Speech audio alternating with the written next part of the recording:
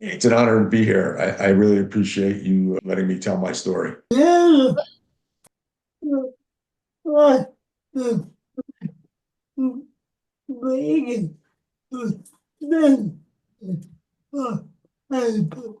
Okay, so my name is Gary Pacelli, and I'm a retired narcotics detective. And my story began really when I was a narcotics detective assigned to the Drug Enforcement Administration. I was on a surveillance, and I was ordered to pull the vehicle over. We were on a mobile surveillance, and we had 10 units that day, so it was a big job. We had an informant, and the was up from Virginia, and he was up to New York City to buy a load of cocaine.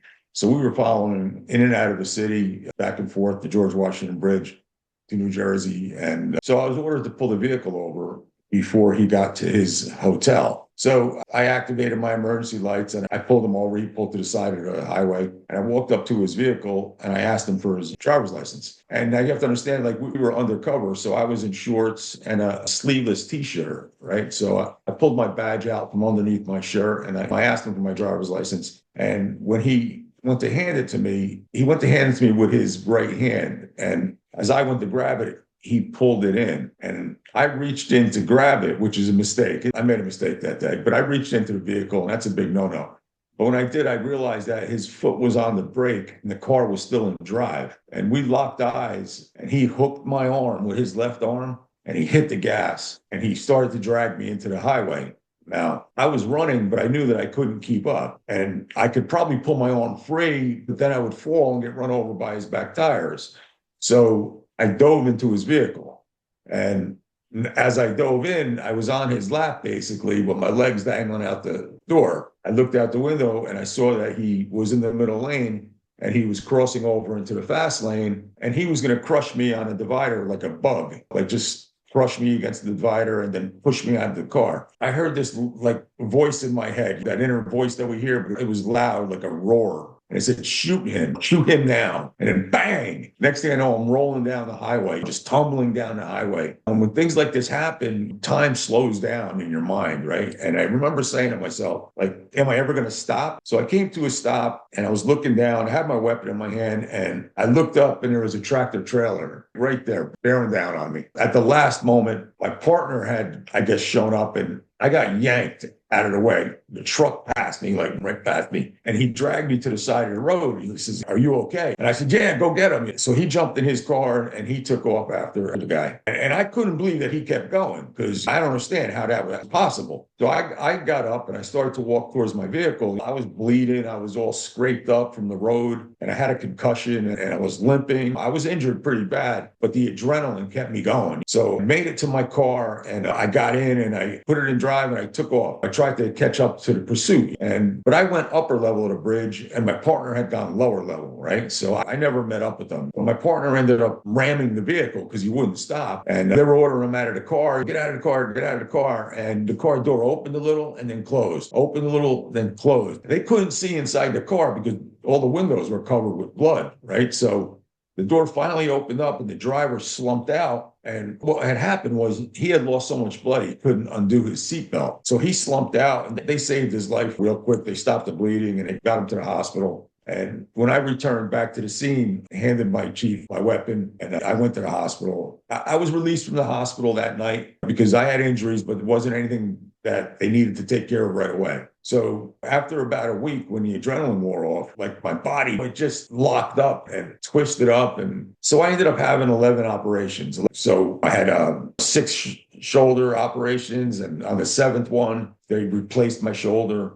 And my deltoid muscle snapped and it ended up balling up down here, and they had to pull it up and sew it back up. And then they put two steel cages in my spine and they operated on my wrist. So they retired me after the second operation, and they were great. My department they really handled it well. They retired me with honors, and they gave me two of the highest medals in law enforcement for our department, which was the Combat Cross and the Legion of Honor, which was great. But what happens is, though, I was getting operated on every 4 to 6 months. This went on for 4.5 years. I started to lose touch with my teammates because I wasn't part of their daily routine every day. So I became depressed. I gained a lot of weight. I gained about 100 pounds. And I lost myself in this haze of like self-pity and pain pills, right? And I made excuses for myself, like, wow, I'm injured, right? What else am I supposed to do? Or everybody my age looks like this. I didn't believe those excuses, but I said it anyway. One day I was looking at a picture of my family. It was taken at my niece's high school graduation. And I was sitting there staring at this picture. And no matter how long I stared at it, I couldn't recognize the person standing next to my wife. It was me. I just couldn't see myself in that person, right? So it really hit me hard. It hit me like I almost got hit in the chest with a sledgehammer. And that was it. That day I went on a mission to get my life back, right? So next 2 to 3 years, I got back in shape. I lost weight. I went from 265 pounds back down to 175 pounds. I was starting to feel good about myself. And I decided to fulfill a lifelong dream. I had done a skydive when I got out of Marine Corps boot camp back in 1988. And I loved it. I said I was going to get my license, but I never did. Life happened. I got busy. But now I felt pretty good. And I said, I'm going for it. And I did. I got my license at the end of 2019, like jumping season in the Northeast. So 2020 came around and I traveled up and down the East Coast skydiving with my friend, Sam Kidstar, right? And I did over 300 jumps that year, right? I wanted to get my tandem license so I could take other people skydiving, right? And so you needed 500 jumps for that. And so I did 300 that year. So I had a total of like 334 at the time when the year ended. And then 2021 came around and then COVID was everywhere, right? So everything was different, right? And everything felt different. We made believe everything was the same. And I live in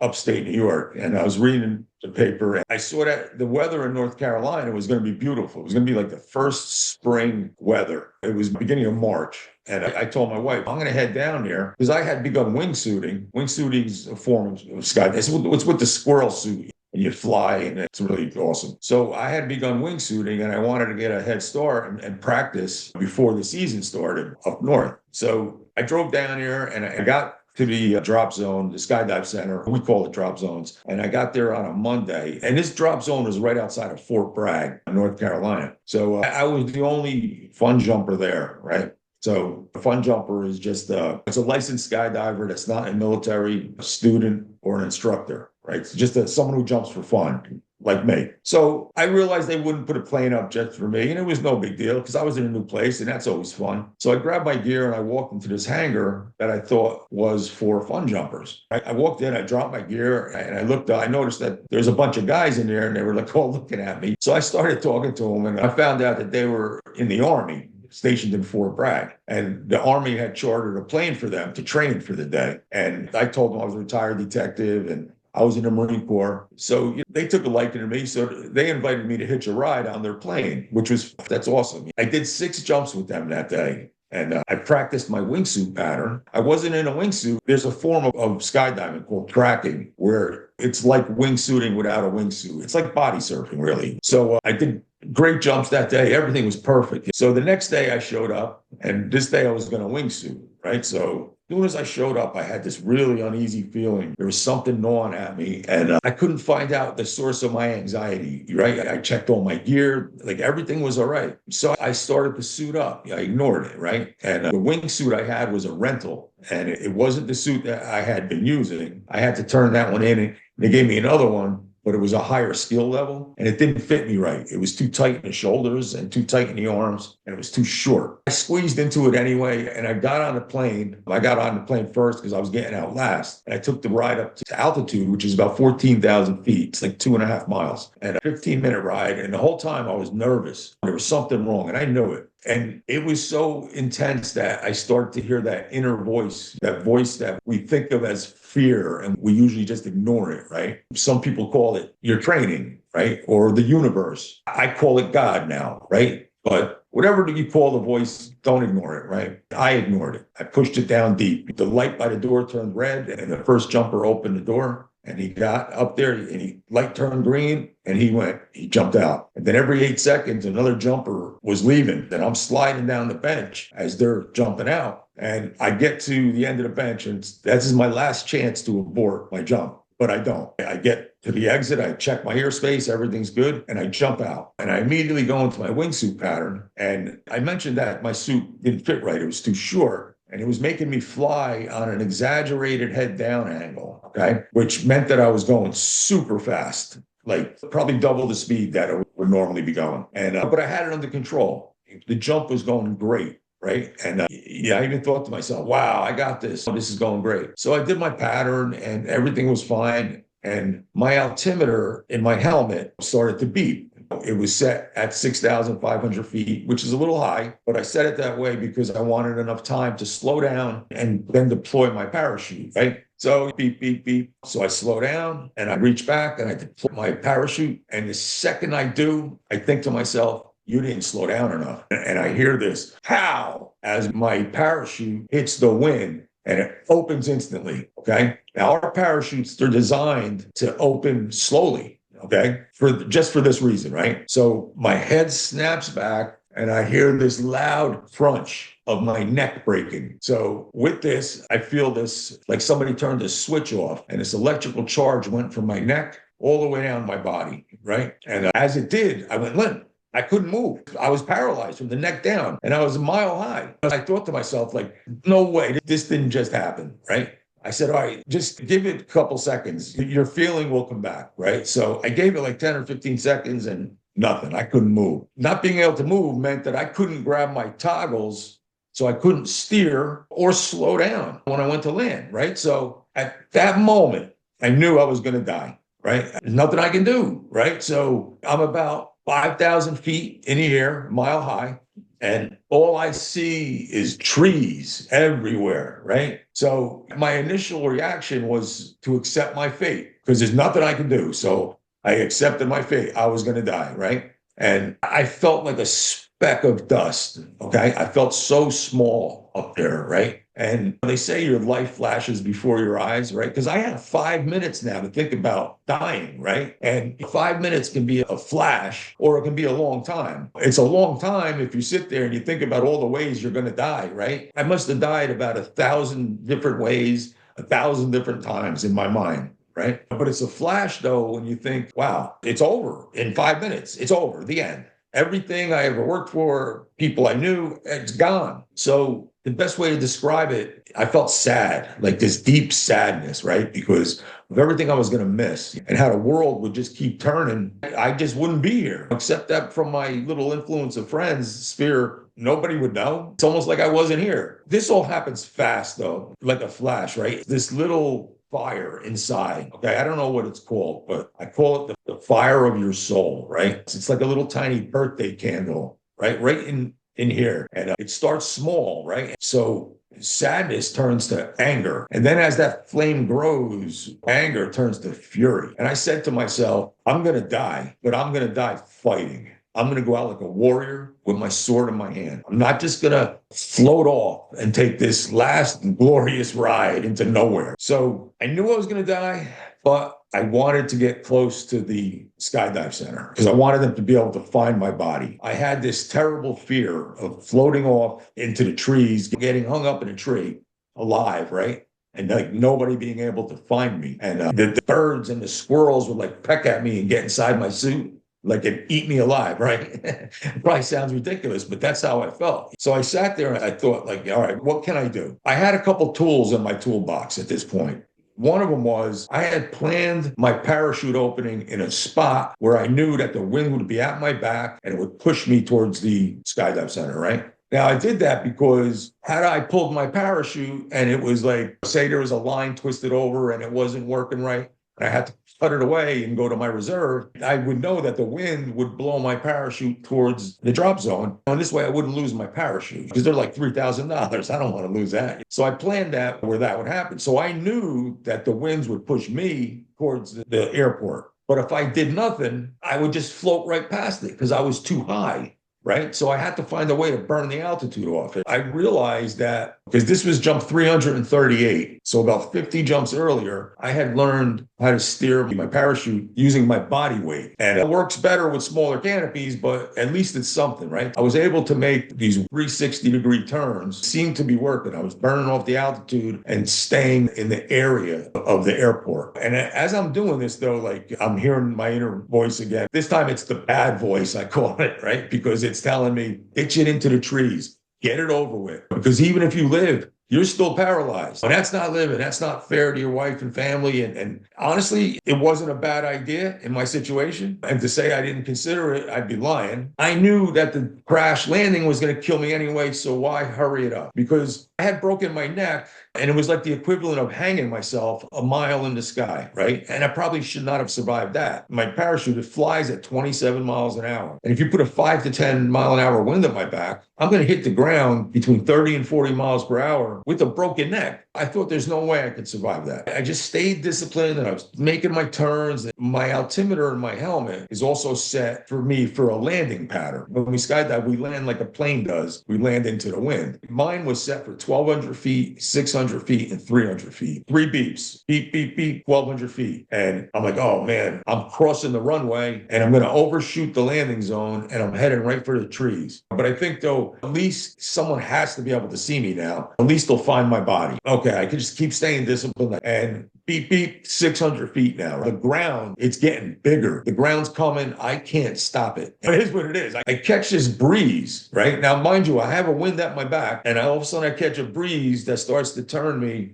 about 120 degrees. And now I can see approximately where I'm going to land, and it's directly across the street from the skydive center. But I was going to land in somebody's backyard, but there was a chain link fence, and 30 feet to the left of that was an above ground pool. And so if I hit that, I was going to drown. And I couldn't raise my legs to avoid the fence. So I knew one way or the other I was going to hit the fence, but I just hoped I didn't land in the pool. So I'm going, and then one beep, 300 feet. Now I know from past experiences that I have 30 seconds before I hit the ground. So I'm dead in 30 seconds, right? And I'm not a very religious person. Okay, I didn't go to church, but I always believed in God, and I always tried to do the right thing, and I considered myself to be a decent human being, right? But there's no such thing as an atheist in a foxhole, and I understand what that means now. So beep, 300 feet. I have 30 seconds to live. I think, and I say in my mind, I say, Jesus, please save me, right? And then boom, I hit the fence right below my knees, and it flips me over. I hit the ground. Now I have this really dark tinted visor, right? The picture above me, that's me. And you can see the visor is really tinted, right? So when I hit the ground, all I see is darkness, and I don't hear anything. And I think to myself, am I dead? Because I don't know. So I think, let's try to move. Because maybe if I'm dead and I'm conscious, then maybe I can move. So I try to move. I can't move. I realize I'm alive. And I realize that I'm in really big trouble. Because truth be told, I didn't really want to survive because I couldn't fathom living life as a quadriplegic. I already felt like my body was a coffin and I'm trapped inside it, and I'm really tiny inside my body. I feel like I'm a prisoner. I just didn't think I was strong enough to live life as a quadriplegic. I figured, okay, I must have broken bones, internal bleeding. I don't even know if I'm going to survive anyway. So I'll just sit here and take deep breaths. But as this was going on, as I was coming in across the runway, the military guys that I had jumped with the day before, they knew where I was supposed to be, and I wasn't where I was supposed to be. So they grabbed binoculars and they looked up, and they saw that my arms were dangling. So they knew I was in trouble. So they jumped in a truck with the people from the skydive center, and they followed me. So when I hit the ground, they were there within a minute. They were highly trained, and they went to work immediately. They stabilized me. They got everything, and like I was nodding in and out of consciousness, and they got me across the street to where the helicopter was going to pick me up. And they got me there without killing me, right? Because of my broken neck and everything. So as they're prepping me to get me on the helicopter, right? I jokingly say to the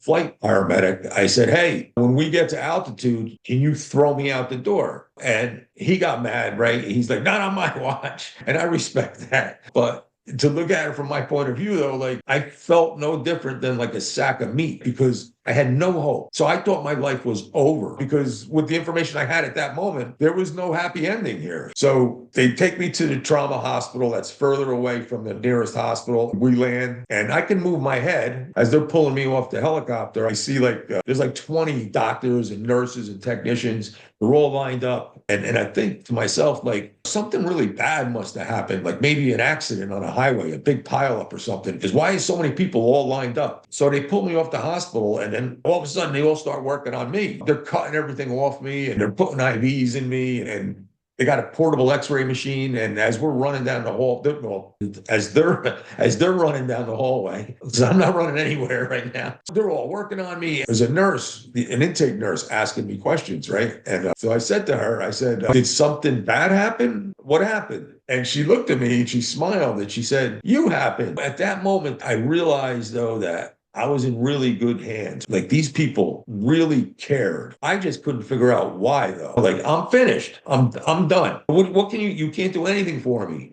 Just throw me in the corner, leave me alone. But they weren't gonna have that. So they must have x-rayed me about 4 or 5 times and they couldn't understand how I didn't have any broken bones or even a scratch on me. And I mean, I broke my neck, but nothing else, right? So they take me to the intensive care unit. They heavily medicated me now, which is good because I had kept it together up to this point because my brain was occupied. Now I'm just laying in this bed and I had nothing to occupy my brain. And your mind can launch you into greatness or it can drag you down to the lowest pit of hell. And mine, unfortunately, was taking me there because I had this heavy feeling of just dread and doom. It was like a heavy blanket on me. I could barely breathe because I couldn't see a way out. I couldn't see a happy ending here. And I had no hope whatsoever. I'm not embarrassed to talk about it because it might help somebody. I say, like, hey, like, right, walk a mile in my shoes, right, before you judge me. But I had to find a way to kill myself because I couldn't do it. There's no way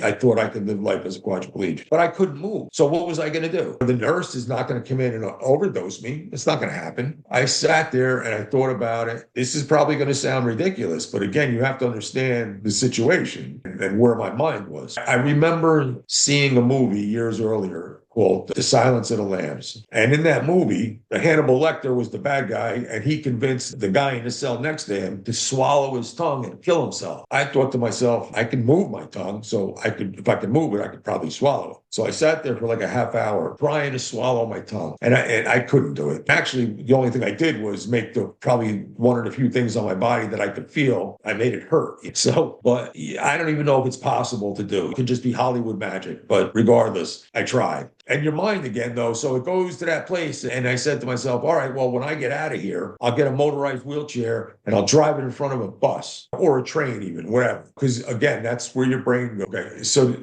with this, the doctor came in and he said that from the x-ray, he saw that my disc 5 and 6, had crumbled. And he said that was a good thing because had they stayed intact, they probably would have severed my spinal cord. He said he couldn't tell by the x-ray if my spinal cord was severed. I needed an MRI and then right into surgery. And that's what happened. And so I woke up back in the ICU and the doctor came in and he said, okay, my surgery was a success. He said, but your spinal cord is damaged and it's severely bruised and swollen. He said, so I don't know what your recovery is going to look like. He said, some people will walk, some people won't. I don't know why. He said, it's all luck. He said, so we're going to keep you in ICU and we're going to monitor you. I said, okay. So the next 4 days I sat there and every time I was awake, which wasn't a lot, I tried to move something. And on the 4th day, I felt like my big toe was moving. So I called the nurse in and I said, hey, I think my big toe, I'm moving it on the right foot. So she looked and she said, I don't see it. So she ripped off my sock and she grabbed it.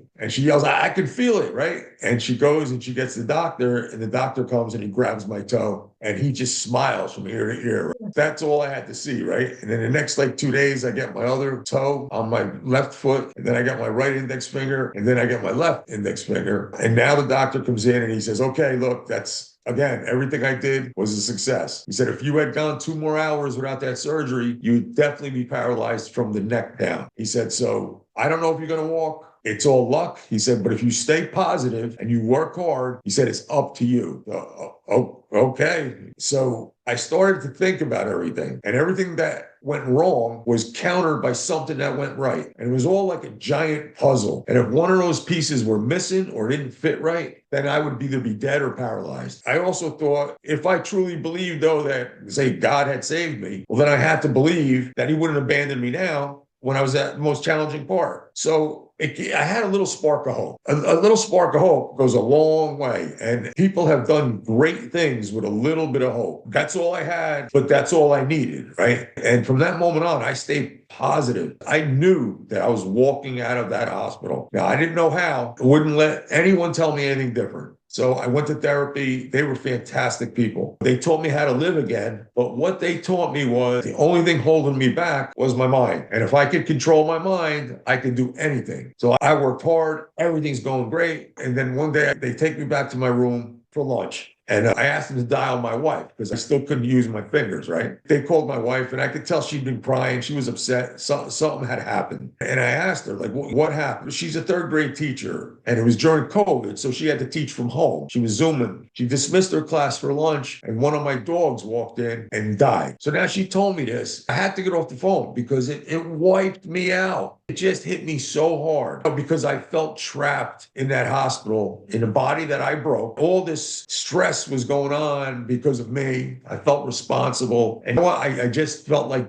quitting. And I thought to myself, that's it, I'm done. I quit. I'm going to tell my wife, put me in a nursing home, close the door, make believe I'm dead. I can't do it no more. But as I'm staring at the wall, sitting in a wheelchair, and I'm thinking to myself, I remembered I used to be a drill instructor for a police academy. I would go in the morning and train the police recruits and then go to work. I remember, though, my job was to get those recruits to their breaking point. My job was to teach them how to reach down really deep inside and find the will to survive and to never give up. And so I remember that, and it reminded me of who I am. And then I realized who I was fighting for. Wasn't just for me. It was for my family. It was for a lot of people. So I decided to go back to therapy. And I told the therapist, I want more pain and I want more suffering, because I knew the quicker that I took the pain and the suffering, the quicker I could go home. But I could go home on my feet and not in that chair. I just stayed positive and I worked hard. I mean, I lost connection from my muscles to my brain. So I had to relearn every single thing. After 2 months, I ended up walking out of the hospital. It wasn't pretty, and I still had a lot of work to do. It was just the beginning, really. But I worked hard and I kept going. I got to the point where I felt that it was time that I went back to the skydiving center because I wanted to skydive again. And it had nothing to do with me trying to be a hero or attracting attention. It was because I knew that I would have disabilities, right? Or limitations that I would have to live with the rest of my life. And I was okay with that. But I knew that if I do something that I love to do and skydive, right, and do it safely, well, then I can do anything. And on those days where I'm laying in bed when I wake up in the morning and every single thing hurts and I just want to lay in bed all day and quit. Well, you know what? I can skydive. So stop feeling sorry for yourself. Get dressed. Get out of bed. Just don't be a victim. And that's what I thought. But everybody else didn't feel that way. They were against, no way, you're not skydiving. What are you, crazy? What do you want to get paralyzed again? On and on. I couldn't get anyone to help me. I was getting really, really discouraged. I watched the veterans were jumping. Some of these guys were missing arms and a leg, and they were jumping. So I said, why can't I, right? If I can do it safely, why can't I? No one would even, no way. And I was about to lose my skydive license, because if you don't jump in every 6 months, you lose your license. I was getting nervous about that, and I was getting anxious, and I called my friend. She's a rigger, and a rigger fixes your parachute like a mechanic fixes your car. She was also the manager of Skydive Shenandoah in Virginia, and she's really prominent in the sport of skydiving. I called her up and I unloaded really on her. I told her nobody would help me. I haven't seen my gear. I don't know where it is. And she told me that she had my gear and she was fixing it, but it needed more time. But she said, though, if you get a doctor's note and you meet me in Virginia in 4 weeks, I'll take you on that jump. Okay, fantastic, right? I called called my doctor, and the doctor in North Carolina, he was like, no problem. You could skydive. If you want to skydive, work hard enough to skydive. Absolutely. But all the doctors up in New York were like, no way, you can't. You're crazy. There's no way. I ignored them. So I had my note. I didn't tell anyone. I waited. My 4 weeks came and I went down there. I was still in bad shape. I still couldn't tie my shoes.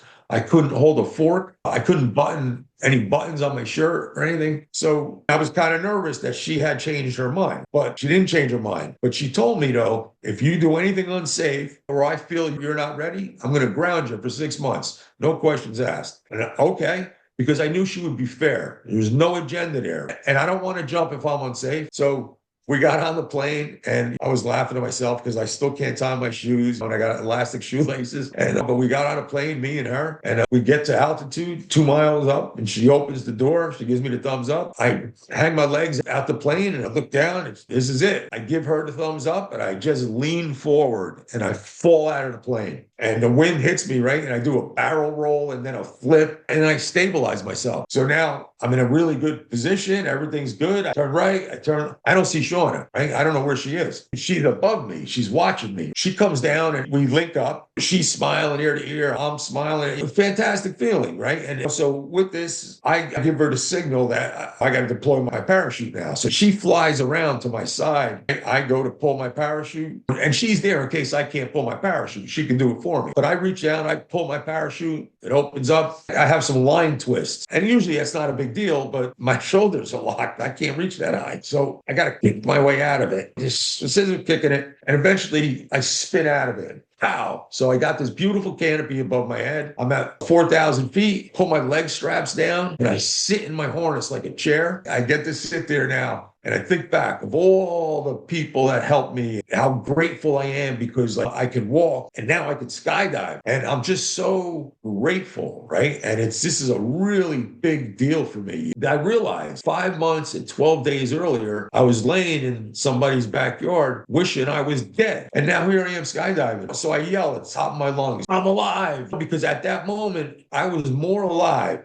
than I'd ever been my entire life. It's an unbelievable experience. And I learned so much from this accident. It changed me so much because the accident took so much from me physically and mentally, but it gave me more than it took. And the things that it took and gave are huge. I look at the world differently. The word gratitude and appreciation, those are like so important to me now, right? Because I learned that we don't know how our story ends. So we can't give up. We have to keep fighting no matter what, because we never know the ending of our story. Back and I say, if I was able to ditch it into the trees and get it over with, or if I was able to swallow my thought, what a waste that would have been, because that was 3 years ago. And I have things that are wrong with me. I have a really bad limp. Sometimes like I can't use my hands and I'm in a lot of pain. So what? I'm alive. Everybody has problems. Everybody has pain. I get to wake up every day, put my feet on the ground and choose to have a good day. I can control my mind now. I decide what I think. And I'm human though. So if those negative thoughts come into my brain, I stop it as soon as I realize it. And I go back to, no, I'm going to have a good day. When I was up there floating around, trying to figure out where I was going to crash and probably die, I never one time thought, boy, I'm going to miss my car, or I wish I had time to buy a bigger house or a nicer watch. That's just stuff. It's got no value. I want to build wealth and equity in my soul. And I'm going to do that by being good to people, everyone, even people that don't deserve it. I don't care. And no matter what somebody does or says to me, I'm not going to allow that or them to change the way I act or think. I'm going to keep my positive mindset no matter what, because I'm in control of that. I'm not giving anybody the power to be in control of what I think. These are some of the things I learned, right? I learned that we can't change the past, but the past can change our future. It can drag us down like an anchor,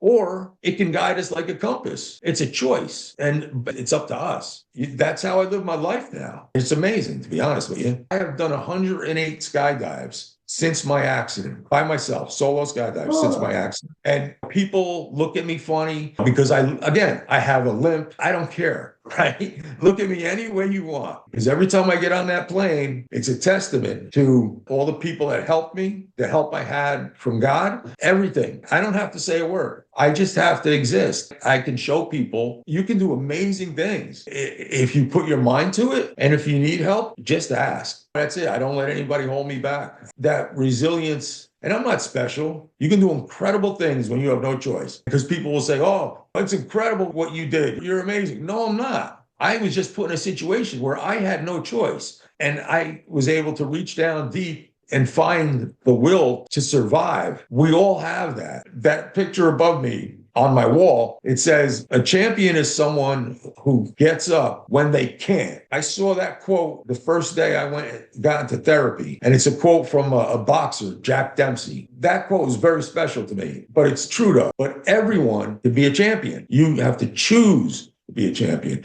because we only lose when we quit. That guarantee an outcome. And that's not to try or to quit. Those are the only two things we can do that guarantees an outcome. And the outcome is failure. But if we try, we may fail, but we're not a failure. We're only a failure when we quit. Because I may try something and I may fail at it, but I'll try it again and again and again. And I'm only a failure when I quit. That's important. We all have that in us, that fire. And we just have to harness it. I saw it when I was in therapy. When I was in a therapy where it specialized in spinal cord injuries. There were people worse than me. There were people better off than me. You'd go in there one day and somebody that was there, they were different. There's something different about them. What it was is that they gave up. And no matter what you say to them, you can't break through. You can't change their mindset. But the thing is, they were stuck and they didn't improve anymore. So I believe that if we stay positive and just keep going,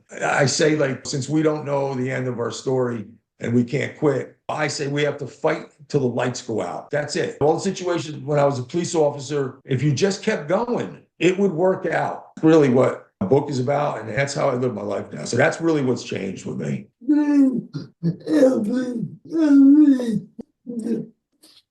Thank you. Thank you. Yeah, I hope you enjoyed it. Great. Thank you. Thank you so much. Thank you so much for having me on. I appreciate it. I truly do. And I really enjoyed it. I thought it was great. Thank you.